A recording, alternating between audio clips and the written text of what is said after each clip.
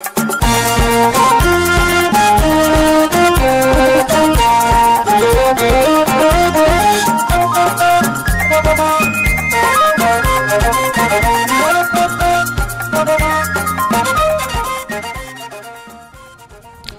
and good afternoon, everyone. You are watching the news from Amhara Media Corporation English, broadcasting live from the regional capital, Bahar Dar, Ethiopia. And I'm Johannes Lejalem with the news. The African Union Commissioner for Political Affairs, Peace and Security is calling for collective effort to silence the guns. Modomuli has the details of this story. Commissioner Bankole Adoy made the remark during the 20th anniversary of the official establishment of the Peace and Security Council at the African Union headquarters in Addis Ababa. Adoy added that the African Union is proud of the Peace and Security Council for its work on peace and security over the past 2 decades, stating that it has adopted many frontline documents and frameworks to guide its works. The Commissioner commended the Peace and Security Council's role in security governance, conflict prevention, management and resolution. We are making sure that the guns are silent. We have a team of African observers who are monitoring, verifying and ensuring compliance of the peace agreement, of the Pretoria Peace Agreement in the Tigray region. We continue to work for peace in the whole continent, in the Horn of Africa, and Ethiopia becomes part of that equation. The Commissioner pointed out the Peace and Security Council has been the key promoter of constitutionalism, rule of law, and respect of human rights. According to the Commissioner, the Peace and Security Council is striving to silence the guns in Africa and achieve the goals of Agenda 2033. Adoy stated, although the guns have largely been silenced in the continent, some still remain, and he urged for collective endeavors. The Council will be addressing this Sudan issue specifically to find the best solutions, speaking to all the belligerents, ensuring that the roadmap of the African Union, working with IGAD, working with the regional neighbors of Sudan towards the swift resolution of this conflict. The Council has been active in addressing conflict situations across the continent and has played a role in reducing violence, the Commissioner stated, recalling the success stories including in Ethiopia, which mediated the Pretoria Peace Agreement. The African Union Peace and Security Council is comprised of 15 members, including the 10 newly elected countries such as Cote d'Ivoire, Democratic Republic of Congo, Egypt, Algeria, Nigeria and South Africa, among others. State Minister Misganu Arga has affirmed Ethiopia's readiness to collaborate across various areas with Puntland. The State Minister warmly received a senior ministerial delegation led by Puntland's Minister of Finance Mohamed Farah Mohamed at his office. In their discussion, the sides explored collective opportunities in trade, investment, energy cooperation and joint infrastructure projects to bolster and broaden the ties between the 2 countries. The Puntland delegation emphasized the long-standing and fraternal ties between Puntland and Ethiopia, acknowledging Ethiopia's support and collaboration, particularly in security and education sectors.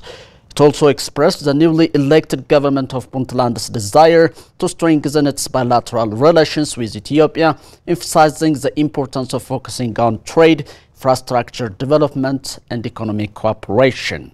The State Minister Misganu reiterated Ethiopia's commitment to the relationship with Puntland and affirmed Ethiopia's readiness to collaborate across various areas. Misganu also extended congratulatory message to the government of Puntland for the successful election it conducted recently.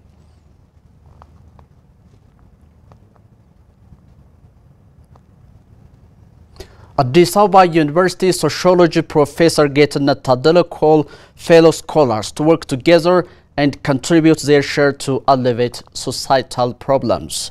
The professor has made plenty of significant contributions for his community, particularly in the education sector. Our reporter Burhan Workana has talked to the professor and compiled this report. There are so many problems in Africa as well as in Ethiopia. Lack of infrastructure, conflict, violence. And this, I think, stems from lack of education. Professor Gitnet Tadele grew up in the rural village of Dojan near Azana town in the Ankashagwagsa Woreda, a zone of the Amhara regional state. During his childhood, Professor became aware of two major problems the people of his village and surrounding communities faced. These are the threat of drowning when crossing the local Ayu River, resulted several fatalities and lack of access to elementary and secondary schools. Professor Gitnet Tadele believes education is key to bring holistic change in the communities. Gitnet said community engagement involves active contribution of time and expertise for betterment of the community. For me, community service is embodiment of responsibility and reciprocity. It's about recognizing the interconnectedness of our lives and understanding that we all have a role play in the well-being of community. It involves actively contributing time, resources, and expertise towards the betterment of the collective goal without expecting anything in return. The community mobilizer stated, "Challenges facing communities triggers me to take action." My investment in the community stems from a profound sense of duty and gratitude, as I said before. Moreover, witnessing challenges faced by the community motivated me to take action and be a catalyst for positive change. Particularly, I grew up in a rural village across a big river, a lot of people being taken during the rainy season. In his stay with Amhara Media Corporation, Professor Gitnet promised to continue engaging in community services to alleviate problems of the rural community. I will continue what I'm doing, both upstream and downstream. That is, I'm teaching at the university. I'm mentoring a lot of students, PhD and master students. I bring grants outside of the country. So I have so much global engagement. So that's upstream, my engagement at level of innovation. So I'll continue doing that. But I will also continue doing stream, that is still building. Finally, Professor calls on fellow scholars to work together for the betterment of the country. So I invite fellow scholars, educated people alike, to join hands in this noble endeavor. For it is together that great where every community thrives and flourishes. So we should not be as bystanders. Somebody else to change the country. All need to our share. Addis Ababa University Associate Professor Yacob Arsano said that the Grand Ethiopian Renaissance Dam has a huge potential for economic development and regional integration. The associate professor, who noted the lack of water resource and electricity plaguing most of Ethiopia's neighboring countries, said Ethiopia's hydropower generation is crucial in meeting the nation's domestic energy needs. Looking beyond Ethiopia's neighbors, Yacob envisioned the GERD as a bridge for regional economic cooperation. The dam, Yacob explained, could foster collaboration among countries by paving the way for lasting peace and sustainable development throughout the East Africa region. The scholar elaborated Ethiopia's abundant water resource, if harnessed effectively, could position the country as a hub for electricity distribution across Africa and the Middle East.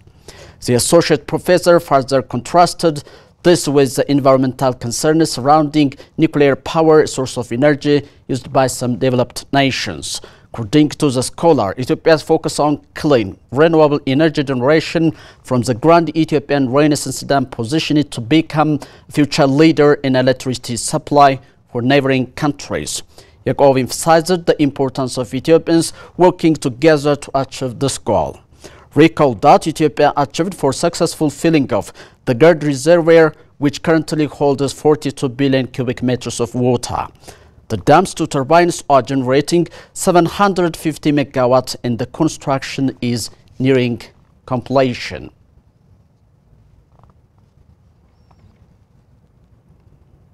The Ethiopian Heritage Authority reiterated unwavering commitment of preserving the nation's cultural heritage.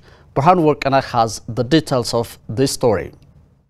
Addressing the media, Ethiopian Heritage Authority Director General Abaw Ayalew emphasized the authority's steadfast dedication to the protection, restoration and conservation of Addis Ababa's priceless resource and heritage. However, the Director General urged all localities and buildings in the capital can now be designated as heritage.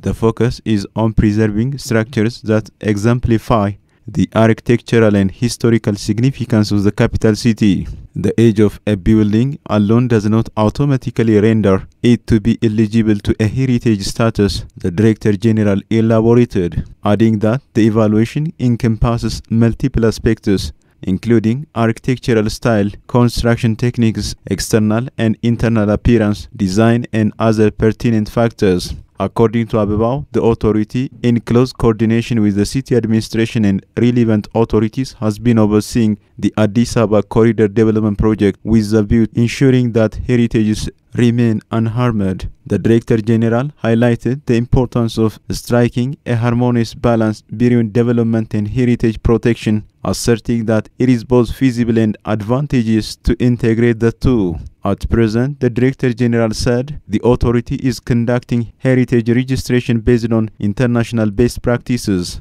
Ababaw revealed this ongoing process has identified that some previously registered sites do not meet the current heritage status criteria. Sites registered before and meeting the requirements would retain their heritage status, while those not meeting the criteria would lose their heritage designation, it was learned.